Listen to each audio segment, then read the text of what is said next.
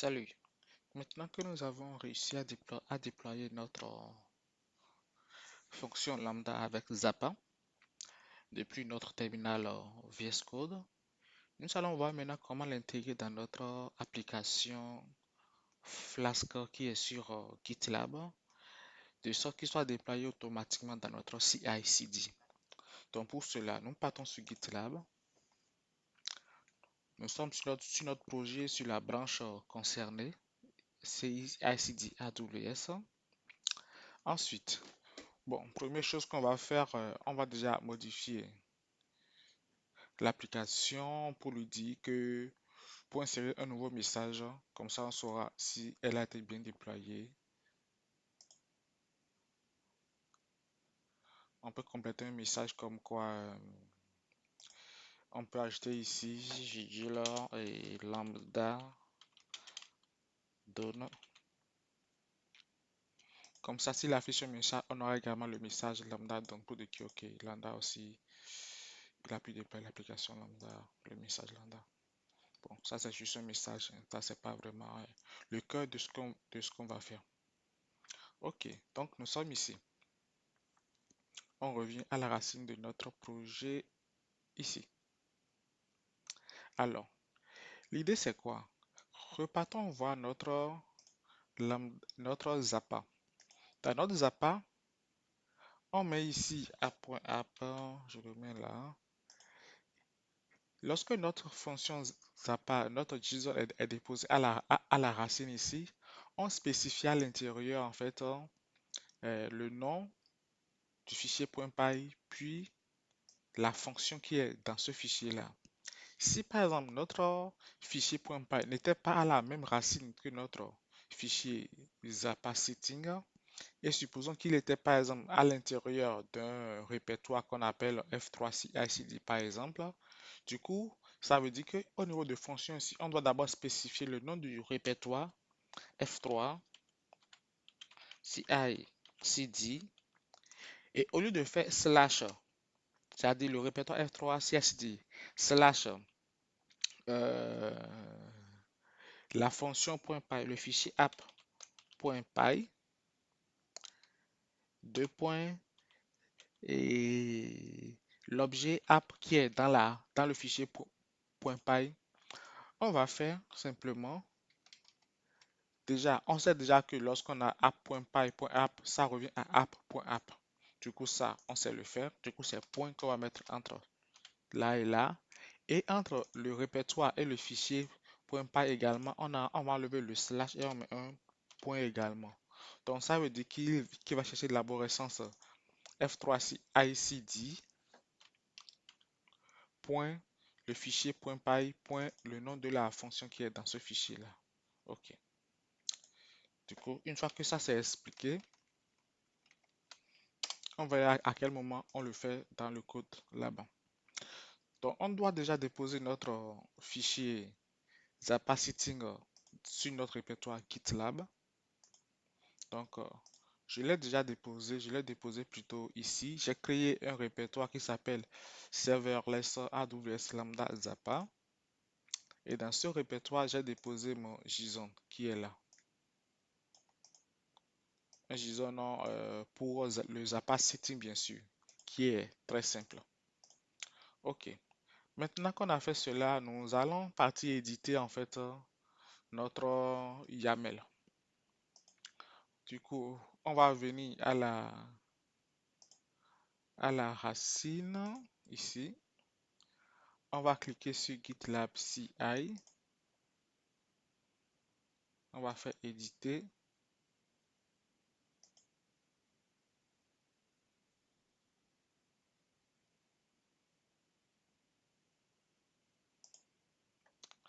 OK.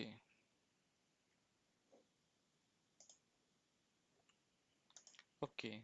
Donc ici, on va créer un YAML pour le review. Du coup, on va copier ça. On va venir là. On va faire comme ceci. On va nommer notre YAML underscore lambda. Du coup, review lambda.yaml. C'est ce qu'on va créer.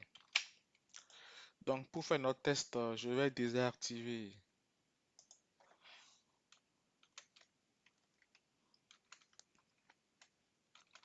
toutes les stages que j'ai pas envie de lancer actuellement pour valider mon test. Je laisse juste le deploy review et le stop review.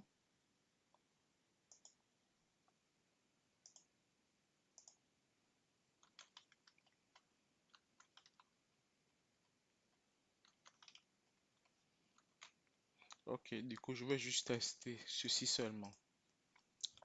Ok, donc une fois que je prépare là, il faut maintenant que j'aille créer en fait ce fichier-là. Ce fichier-là. Ok, du coup, sauvegardons déjà ce qu'on a fait ici. Commit, voilà. Ensuite, nous allons partir créer ce fichier CI/CD review lambda.yaml.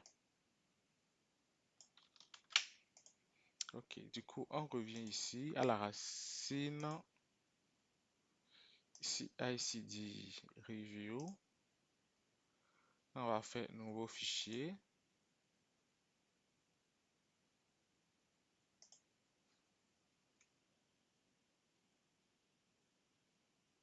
On va le nommer comme cela.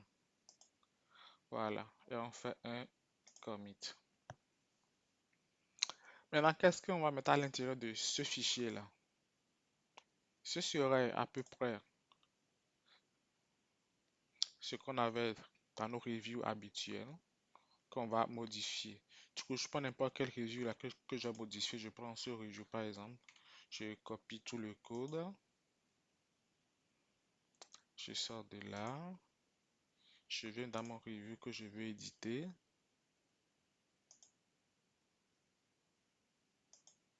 Éditer. Voilà, et m'envoie là.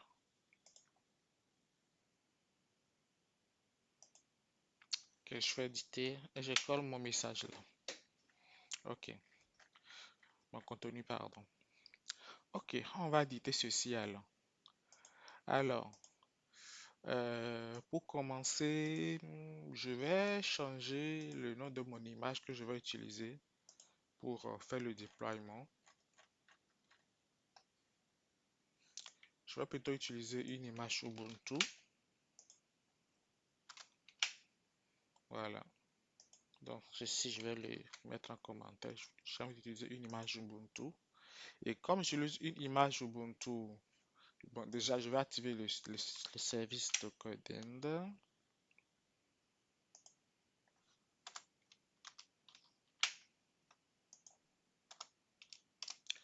Je vais l'activer. Pour le test qu'on va faire, on va l'activer pour la mise à jour sur la banque CI/CD pour le test qu'on veut faire. Une fois le test validé, on va réactiver pour qu'il s'exécute uniquement sur la branche merge request. Alors, dans mon before scriptor, je vais installer le client AWS sur mon image Ubuntu, ainsi que et ensuite je fais sa configuration.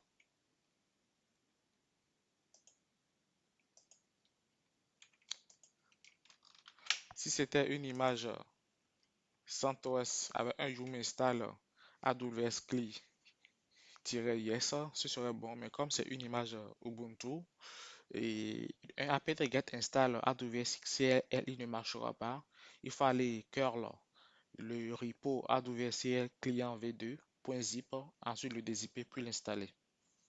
Bon, j'ai préparé tout ce code là, je le mets là. Du coup ici, je mets à jour, j'installe curl et unzip.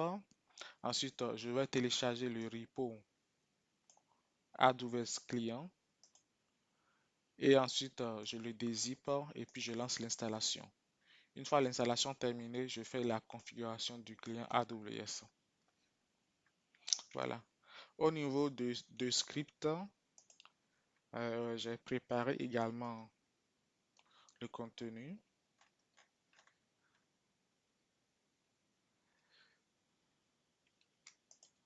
Alors, je vais effacer tout ça.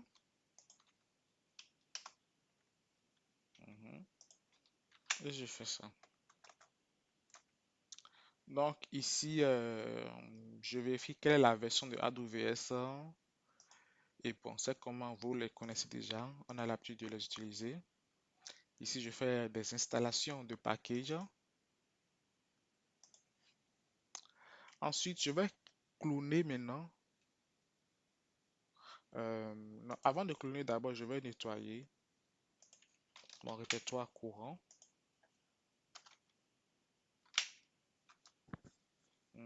Mais j'ai pas forcément besoin de le nettoyer, hein. Non, je ne veux pas le nettoyer puisque ça sera une image claire. Hmm, Bon, allez, je le nettoie. Ok, je nettoie mon répertoire courant.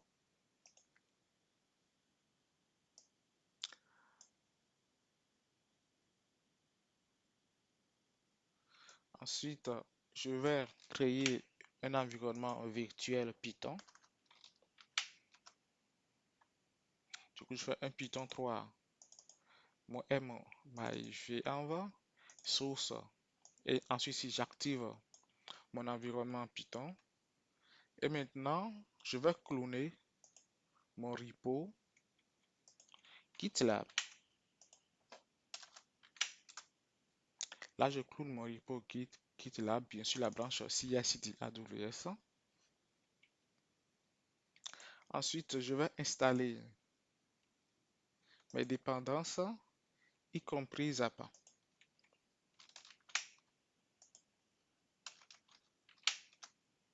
Donc ici, j'installe les dépendances pour l'application.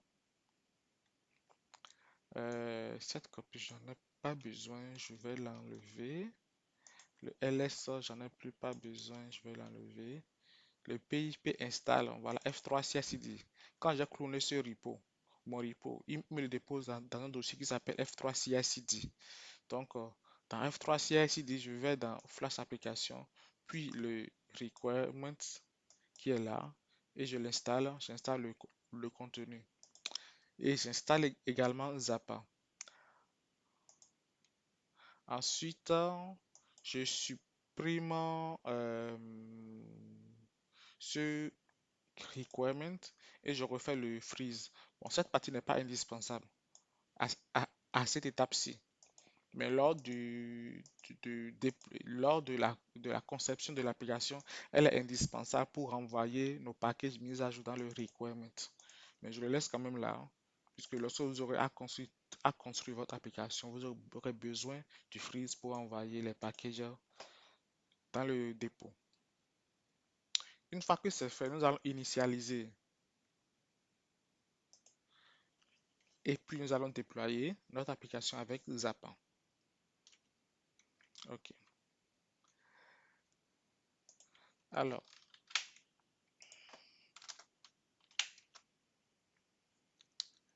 alors, un echo, c'est pour afficher. Ici, on copie notre fichier. Vous vous rappelez notre fichier qui est dans serverless, AWS, Zappa, Lambda Zappa, Zappa Sitting, notre fichier qui est dans F3 CI/CD, non F3 pardon. Ensuite, Flask, non, serverless pardon. Il est ici serverless. La AWS Lambda, ceci, voilà. Si je copie son patch,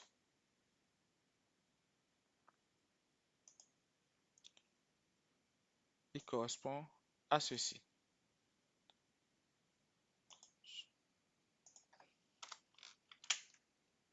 Ouais, il est bien là. Il faut juste mettre au début F3 CI/CD parce que nous n'entrons pas dans le dossier F3 CI/CD pour lancer notre application.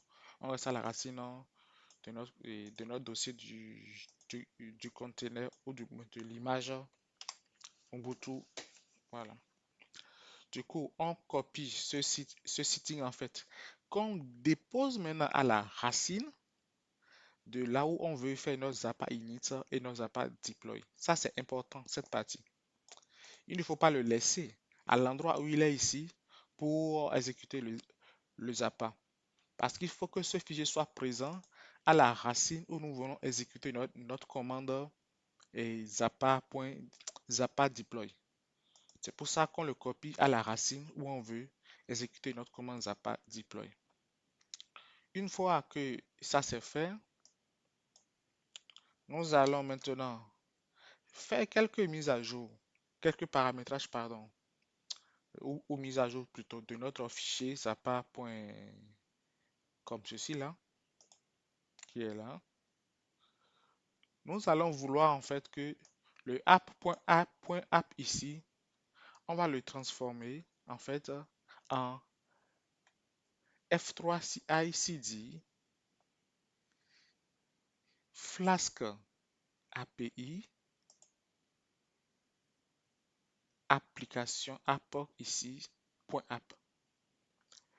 Parce que notre fichier résident sera désormais à la racine un cran avant le F3 CI/CD. Du coup, on va lui dire d'entrer dans le répertoire F3 CI/CD, d'aller chercher la fonction qui s'appelle, pardon, le répertoire qui s'appelle F1 Flask API, d'aller chercher le fichier qui s'appelle app.py, puis ensuite d'aller chercher notre application qui s'appelle app. Donc, pour le faire, voilà, on est ici. Pour le faire,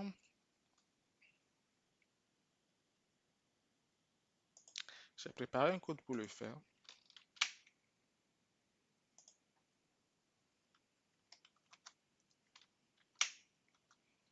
Voilà. Bon, ceci, je peux le mettre un cran au-dessus.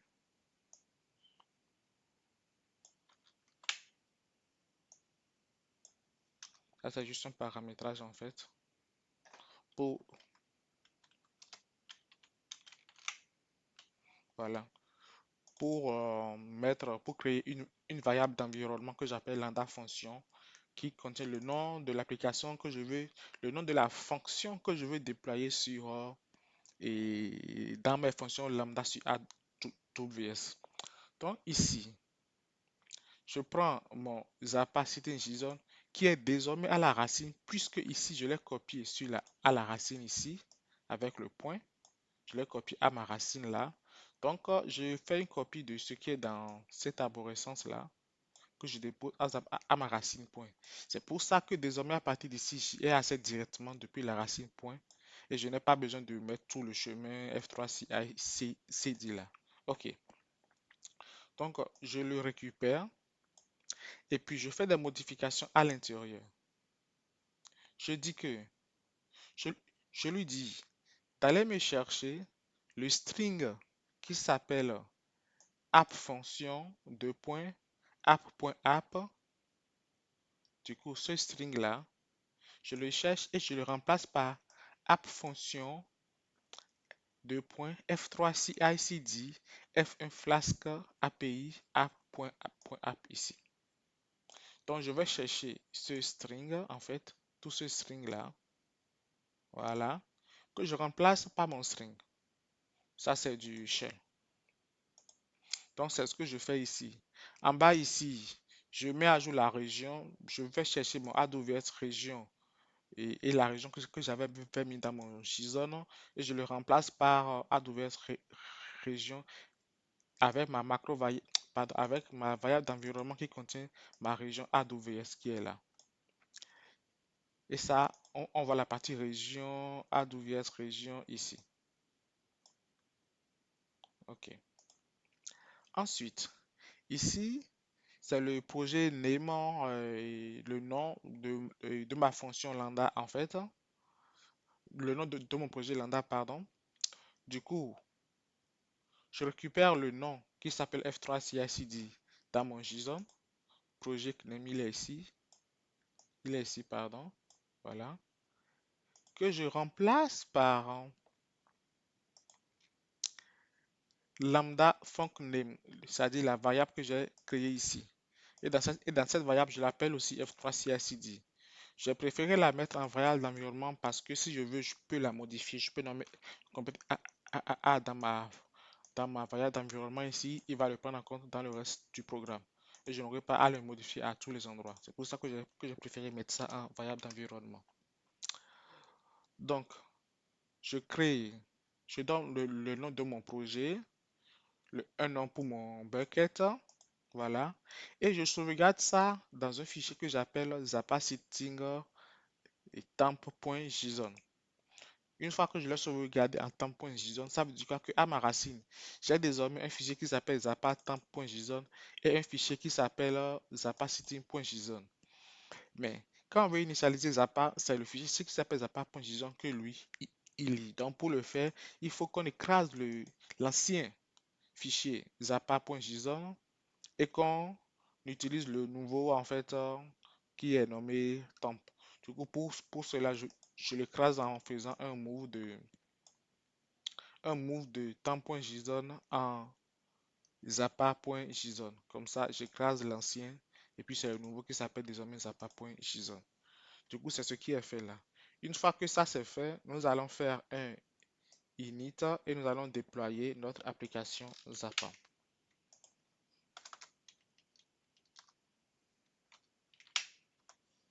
Donc ici, je fais un Zappa init ici.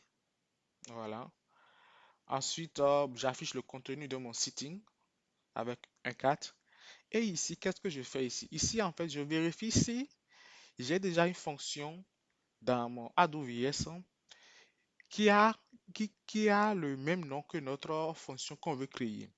Le nom de notre fonction correspond à notre nom de projet tiret le stage. Puisque dans notre sitting ici, on a seulement le stage dev qu'on veut créer. Donc notre fonction sera le nom de notre projet, ceci, tiret de 6 dev.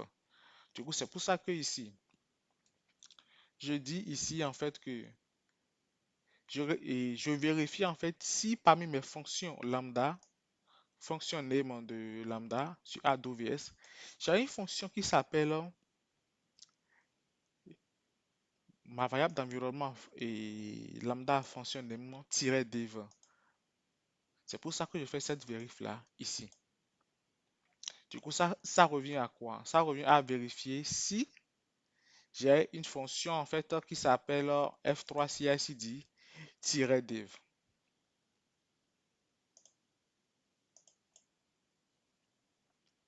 Voilà. Et donc, si la fonction n'existe pas, dans else, je dis que si la fonction n'existe pas, alors on va la créer et on fait son deploy. On peut faire directement Zappa deploy dev, hein. Mais moi, je fais le all simplement, directement. OK. Maintenant, si la fonction existe déjà, alors on va le mettre à jour. Si la fonction existe déjà, on va alors lui faire un update de notre fonction. OK, du coup, c'est ce qui est fait là. Maintenant que nous avons fait ça, nous allons maintenant récupérer son URL.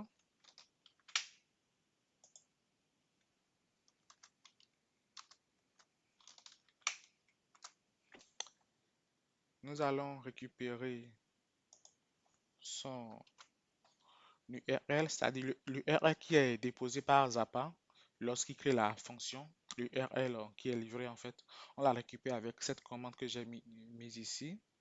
Et nous envoyons cette URL, on la récupère en fait ici, ici. Et nous envoyons cette URL dans une variable qui s'appelle deploy link review AWS IP que vous connaissez déjà. Et nous l'envoyons dans notre deploy, dans notre artefact. Maintenant qu'il est dans notre artefact,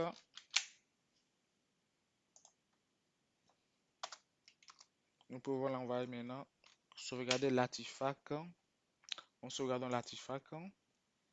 Et nous avons accès à notre URL désormais dans notre environnement qui est là.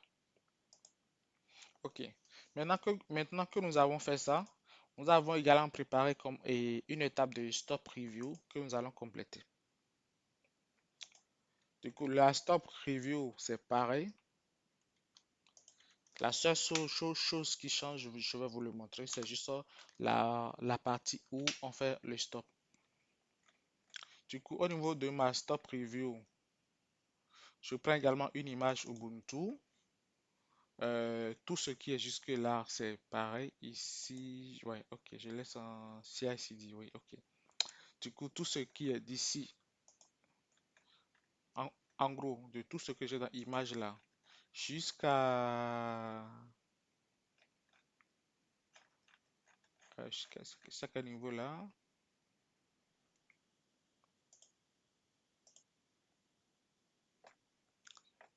donc tout ce que j'ai de là,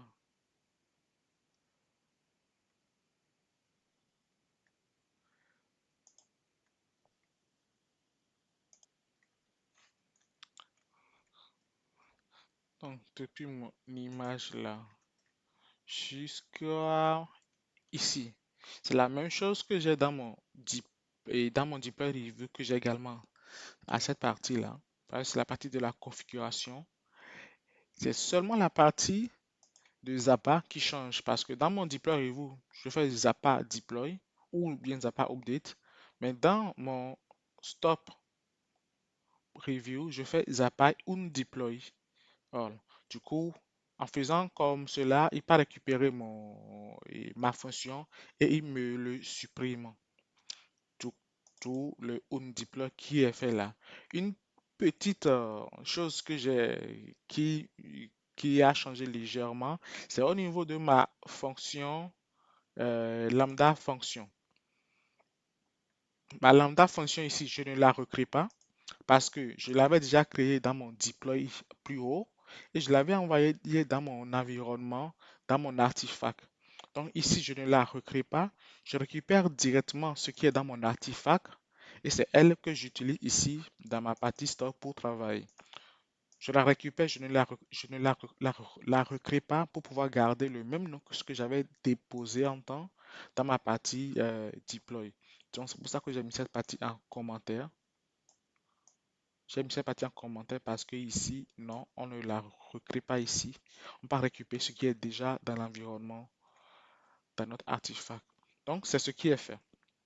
Une fois que ça c'est fait, on va le sauvegarder. Et puis,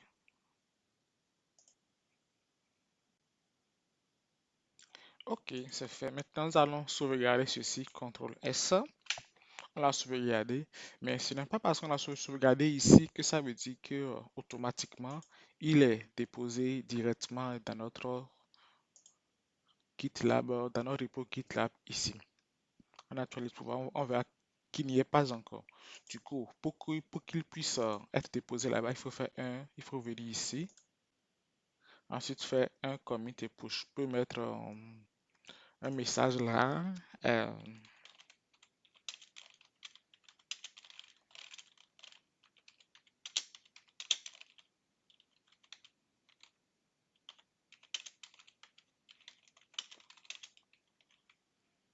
Création de review, lambda,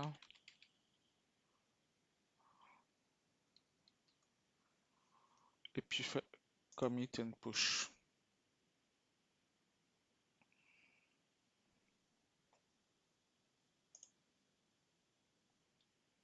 Ok, le commit et le push a été fait. Du coup, on a le message ici que tout est ok. On va alors revenir ici, on va actualiser la page.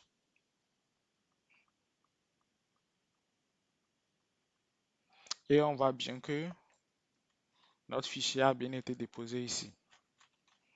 Et on voit qu'un pipeline a été lancé automatiquement. Ok, du coup, on ira sur le pipeline. Bon, on va faire ça dans la vidéo suivante.